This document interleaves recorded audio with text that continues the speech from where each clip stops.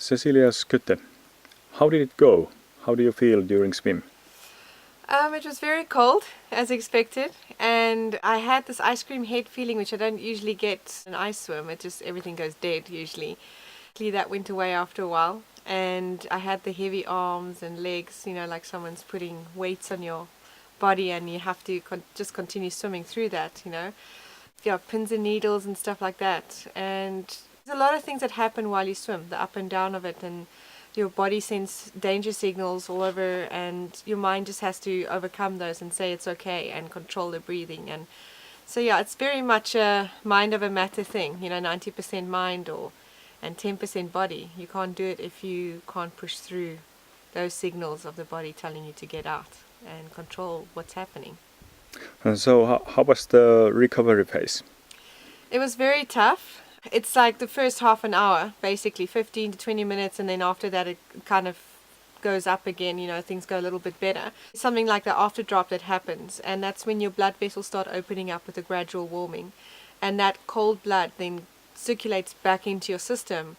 And if you don't have a proper medical setup or doctor as a backup plan in case something goes wrong, something can go very wrong at that point. What happens is that this cold blood goes back through your system and your core temperature then drops drastically. And if you do the warming up properly and gradually, eventually the heart rate settles down and the core temperature starts coming back up to normal again. And this is, in my case, it's about half an hour. And then you're pretty much normal after that, you can call it that, with a few numb fingers and so on, but otherwise you're okay. Yeah. So how low did you go? We struggled to take the earlier temperatures due to my ear being wet inside. I think it went down to around 32, and then the last temperature we took was 34, and then it came up gradually 35, 36. And usually it takes a few minutes in between, every 10 minutes or so it will come up a degree or so, and the heart rate will go up. My heart rate was very high, went up to 120, and that's just with the shivering, and the body's trying to generate heat to compensate, and then it actually just comes back down again. How do you feel about achieving this?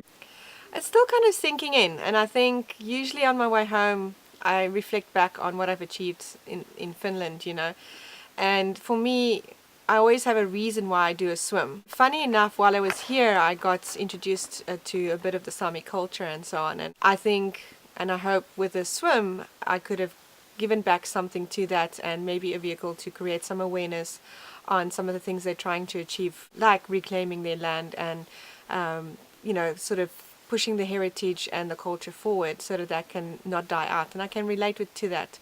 We happen to have had our Human Rights Day recently in South Africa, and it's pretty much a similar thing also. I think every country has a similar type thing they try and push forward, and it's so important to listen to those voices and try and create a democratic type setup so every person's culture or every person's sort of views can be pushed forward and they don't die out.